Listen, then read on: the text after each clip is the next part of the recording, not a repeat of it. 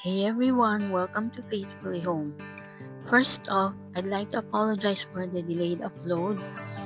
These past few days, we have been experiencing tropical storms, so net services are down and I had to wait for them to turn it back on. So here it is. So anyway, let's go straight into it. I used to always hear my mom tell me, I'm not going to see my future if I keep living in the past and ignoring the present. Before, I didn't understand what she wanted to tell me. Of course, I kept hearing it, but I didn't understand it. I know that's a hard truth, but somebody needs to hear it today. Maybe it's you, someone you know, or maybe it's to remind me. Because I have been there, stuck in memories, playing mistakes, grieving who I used to be and who I could have been if I didn't make those bad choices in life. But then I realized something. When I kept looking back, I was walking blind. I couldn't see where I was going, and I wasn't even trying to go anywhere for that matter. So let's dive deeper into it. Because guys, I know now that the past can paralyze us. We all have a story to tell about our past. Mostly, those who have stories to tell are those who have a negative past, just like me. And sometimes that story has chapters na kung pwede lang natin alisin, di ba?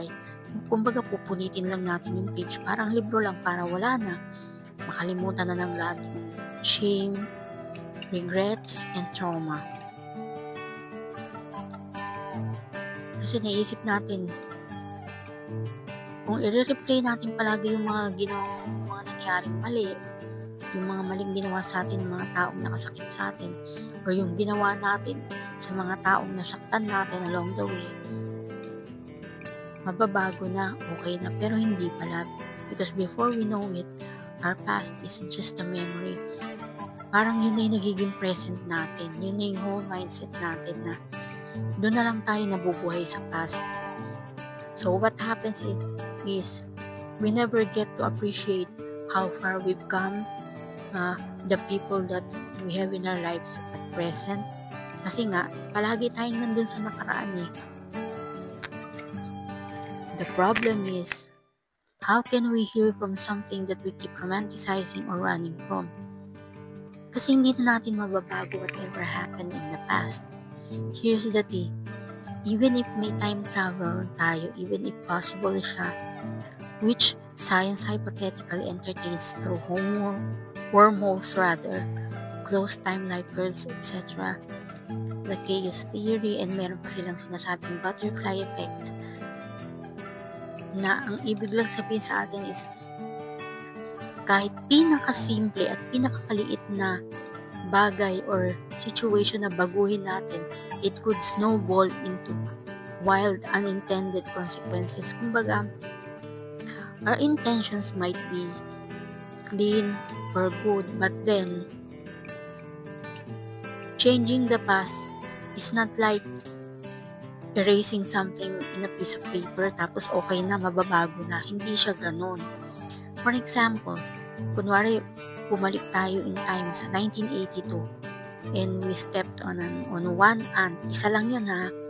And then suddenly, when we go back to 2025, hindi na nag-exist ang tacos. O diba weird?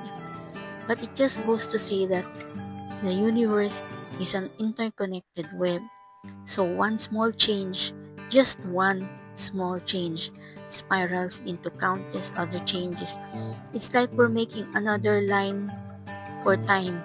That's why in most time travel stories like yung, if napanood nyo yung Back to the Future, The Flash, Loki, Dark, yung mga yun, they tried to fix the past. Tapos nang nangyari, lalo lang nilang ginulo yung mundo at yung buhay ng nila at ng mga tao sa paligid nila, di ba? Even if we have the best intentions, there's zero guarantee. Kumbaga, you'll never end up with the present or future you're hoping for. Kaya, it's a very, very, very risky cosmic gamble. Mahirap pakialaman. So yeah, you can choose what you carry into your future. The past is a lesson. Just consider it lessons in life, because the future is a mystery. God isn't in your past to punish you. He's in your present to restore you, to mold you to be a better version of yourself, and to bring people that will be helpful to you. Kumbaga, aalis yung mga tao sa past mo, mga toxic people, toxic situations and relationships, aalisin niya lahat yan. Tapos sa present mo, doon niya i-restore yung mga nawala sa iyo, yung mga tinanggal niya, papalitan niya ng mga bubuting tao. And God will mold you to be a better version of yourself, diba? Para pagdating para yung future mo maging maayos. The present is where the healing happens. So just think of it as your creative playground, your healing zone, your plot twist in motion. And here's what no one tells you. Ignoring the present is its own kind of pain. When we're stuck in survival mode or replaying old pain, we miss the now. Like I've said earlier, hindi mo na na-appreciate yung kung anong meron ka ngayon na magaganda, yung mga taong sincere na na-concern sa'yo, yung how far you've come, kasi nga palagi na lang ang isip mo dun sa nangyari noon na sayang kung di ko ginawa yun, sayang kung pinili ko lang yung mga tamang taong ipinasok ko sa buhay ko, di ba? So we miss the people trying to love us today. We miss the progress we've actually made. And we miss God whispering, I'm here right now. So actually guys, you don't need to time travel. Hindi natin kailangan ng time traveling. Because we already are the main character in the only timeline that matters. Ito, this one, our present one. So go ahead, cry, laugh, hustle, heal, flop, get up, repeat. Ganun lang paulit-ulit. Because every little thing you do now is shaping the story you'll be proud of later. Minsan nakakamanhid na, di ba? Mag-scroll lang tayo, matutulog. Tapos madidistract sa pinakamaliit na bagay or situation. But peace doesn't come from escape. It comes from presence. Hindi mo pwedeng takbuhan yung past mo. Yes, kung ano man yung mga ginawa mo, just take it as lessons in life. And then apply it in your present life para ang mag-lead ito sa magandang future, for a better future for all of us. Let me say this again for the girl in the back, or to everyone who needs to hear this. Peace comes from being present, even if your present feels messy, even if you're still healing, especially then. You don't have to see the whole future to start moving. Si God na ang bahala dun. If you're waiting to feel ready or to have everything figured out, spoiler alert guys, you'll be waiting forever. Yan, totoo dyan, nagkakatotoo yung forever. God rarely shows us the whole map. Kasi siya na nga nakakakita in advance, so siya na ang lumalakad sa road na yun in advance to remove all the kung ano man makakasagabal sa atin, yung hindrances.